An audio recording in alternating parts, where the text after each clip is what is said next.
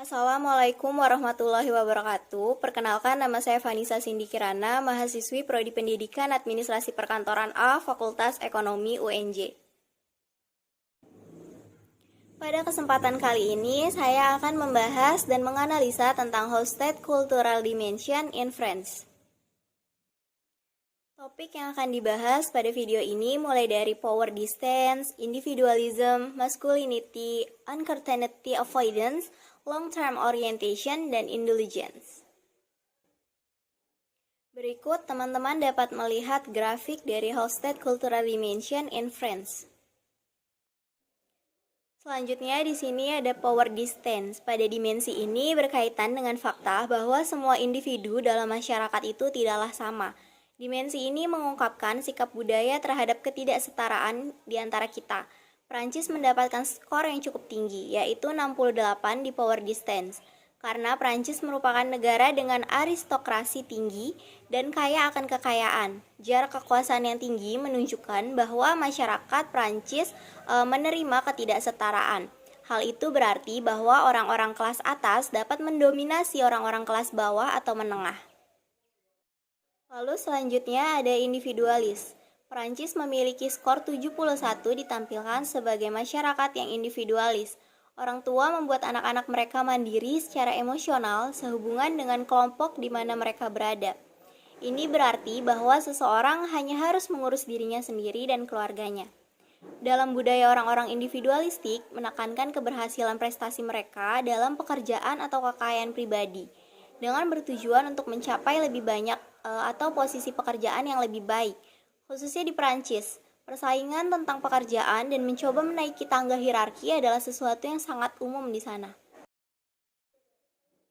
Next ada masculinity. Prancis mendapatkan skor 43 karena Prancis memiliki budaya yang agak feminim. Pada nilai nominal ini dapat ditunjukkan oleh sistem kesejahteraannya yang terkenal, yaitu security social. 35 jam kerja seminggu, 5 minggu liburan per tahun, dan fokusnya pada kualitas hidup. Budaya feminim ini berarti memberikan perhatian lebih pada gambaran yang lebih luas, khususnya hubungan dengan orang lain di tempat kerja. Prancis memiliki budaya yang agak feminim. Mereka menghargai kualitas hidup dan tujuan hidup. Baik laki-laki maupun perempuan memiliki peran sosial yang sama.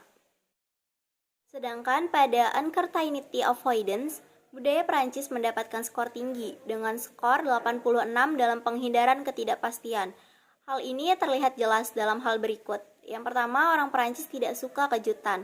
Lalu yang kedua, struktur dan perencanaan diperlukan. Sebelum pertemuan dan negosiasi juga mereka ingin menerima semua informasi yang diperlukan. Akibatnya, Prancis pandai dalam mengembangkan teknologi dan sistem yang kompleks dalam lingkungan yang stabil, seperti dalam kasus pembangkitan listrik tenaga nuklir, kereta cepat, dan industri penerbangan. Karena individualisme ini dan jarak kekuasaan juga tinggi di Prancis, maka Prancis selalu ingin memastikan posisi individu mereka aman dalam organisasi atau komunitas. Artinya mereka juga sering berbicara aktif dan memiliki lidah yang tajam terhadap orang lain. Selanjutnya ada long-term orientation.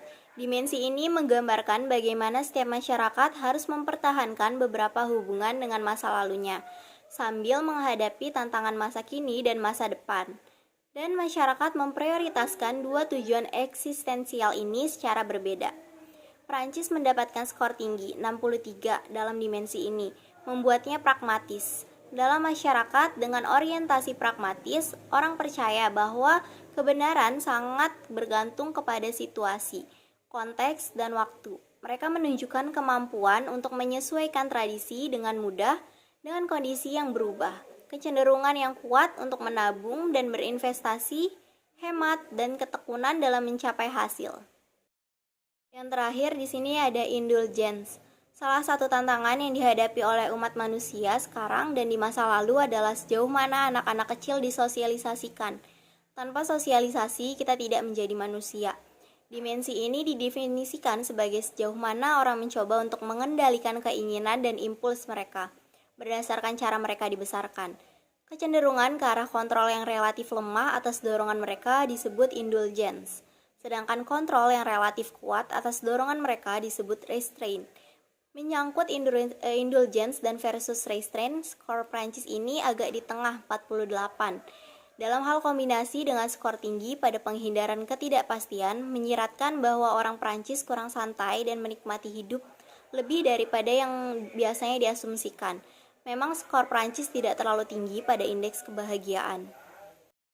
Berikut ini merupakan poster dari Hofstede Cultural Dimension in France. Sekian video pembahasan saya mengenai Hofstede Cultural Dimension in France. Kurang lebihnya saya mohon maaf. Wassalamualaikum warahmatullahi wabarakatuh.